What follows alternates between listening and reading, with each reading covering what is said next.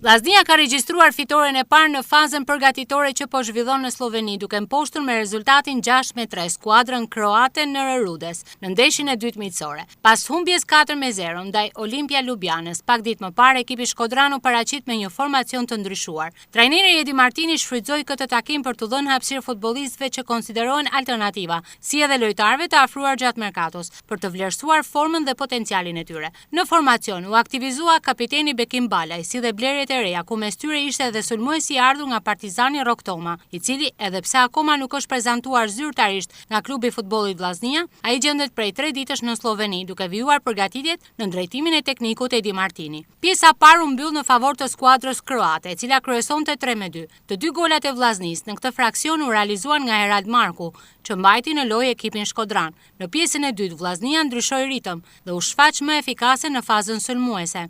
Fillimisht barazoi fal një autogoli të kundërshtarëve, ndërsa më pas Bekim Balaj realizoi 2 gola. Serinë e golave e kompletoi Ara, duke vulosur fitoren bindëse 6-3. Ky ishte testi i dytë për Vllaznin gjatë grumbullimit në Sloveni në kuadër të përgatitjeve për ndeshjet e turit të parë kualifikues të Ligës së Konferencës. Rezultati pozitiv dhe reagimi i skuadrës në pjesën e dytë përbëjnë sinjale inkurajuese për stafin teknik në prag të sfidave zyrtare.